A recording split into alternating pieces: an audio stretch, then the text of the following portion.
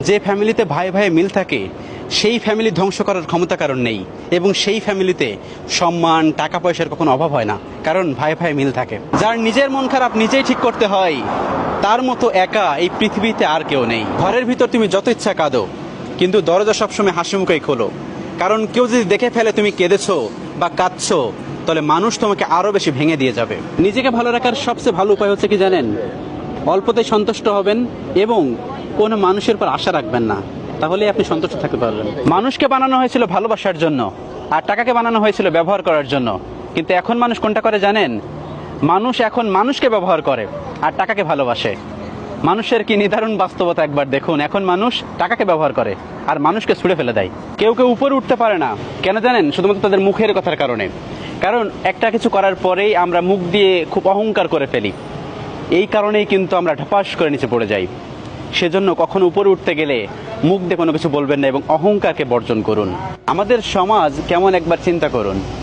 যে মানুষটা সুদ খায়, ঘুষ খায়, তাকে আমরা সবাই সম্মান করি, আর যে মানুষটা সৎভাবে চলে, কম টাকা ইনকাম করে, সেই মানুষটাকে আমরা সবাই অবহেলা করি।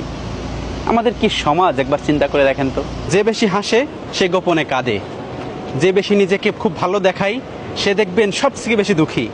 মানুষের সামনে আমরা যেটা প্রেজেন্ট করি সেটা কখনোই ভিতরেরটা নাই, মানুষের সামনে সেটাই প্রেজেন্ট করি যেটা আমাদের ভালো হয় এবং ভালো দেখাই। জীবনে কিছু পাই আর না পাই, জীবনে দুটো জিনিস পেয়েছি, এক হচ্ছে কষ্ট, দুই হচ্ছে টেনশন। জীবনে কিছু পায় আর না পায়, প্রত্যেকটা মানুষ এই দুইটা জিনিস পাবেই। রাস্তা একটাই ছিল, যে রাস্তায় ফিরাউন ডুবে গেল, কিন্তু সেই রাস্তায় আবার মুসা আলাইহিস সালাম পার হয়ে গেলেন। মোরাল অফ দ্য স্টোরি, ভরসা সবসময় সৃষ্টিকর্তার উপরে রাখতে হবে, একমাত্র মহান রব্বুল আলামিনের উপর রাখতে হবে, তাহলে সব জায়গায় আপনি সহজ হয়ে যাবে। কি বুঝলেন? একই রাস্তায় একজন পার হয়ে গেল আর একজন ডুবে গেল, সেজন্য ভরসা একমাত্র আল্লাহর উপরে রাখুন, মানুষের উপরে নয়। ছেলেরা ভাঙে কিন্তু ছেলেরা কখনো কাঁদে না, কারণ ছেলেরা ভাঙা মন নিয়েও পাহাড়ের মতো দাঁড়িয়ে থাকে। ছেলেদের মন হচ্ছে কবরস্থানের মতো, ভিতরে কি হচ্ছে কেউ জানে না, একমাত্র তার মালিক ছাড়া, মহান রব্বুল আলামিন ছাড়া। একটা দামি কথা বলি, ঘরের স্ত্রী যদি ভালো হয় তাহলে একটা বেকার ছেলেও প্রতিষ্ঠিত হওয়ার সম্ভাবনা থাকে, আর যদি ঘরের স্ত্রী খারাপ হয় তাহলে একটা প্রতিষ্ঠিত ছেলেও ধ্বংস হয়ে যায়। পৃথিবীতে সব থেকে কঠিন সিদ্ধান্ত হচ্ছে বিয়ের সিদ্ধান্ত। যদি এই সিদ্ধান্তটা সঠিক হয় তাহলে দুনিয়াতে আপনি জান্নাত পেয়ে যাবেন, আর এই সিদ্ধান্ত যদি আপনার ভুল হয় তাহলে দুনিয়াতে জাহান্নাম কি সেটা আপনি বুঝতে পারবেন, হাড়ে হাড়ে টের পাবেন। এই পৃথিবীতে শুধু ছেলে সন্তান কেন চাওয়া হয় জানেন? কারণ ছেলে সন্তান অনেক বেশি দায়িত্ব নিতে পারে, অনেক বেশি দায়িত্ব নেয় পৃথিবীতে। একটা মেয়ে যা করতে পারে না, একটা ছেলে তাই করতে পারে।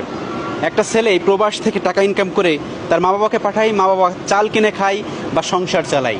এজন্যই পৃথিবীতে ছেলে সন্তান বেশি চাই, প্রত্যেকটা মা বাবাই চাই তার জন্য একটা ছেলে সন্তান হয়।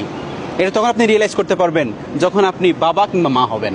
এমন বিজনেস কখনোই বন্ধ হয় না। আপনারা যে বিজনেস করার চিন্তা করতেছেন, এমন বিজনেস করতে পারেন, যেমন খাবারের বিজনেস কখনোই বন্ধ হবে না, ট্রান্সপোর্টের বিজনেস কখনোই বন্ধ হবে না, মেডিকেল বিজনেস কখনোই বন্ধ হবে না। এমন কোনো বিজনেস করার চেষ্টা করুন যেটা কখনোই বন্ধ হবে না, যেটা আরো ডেভেলপ হবে।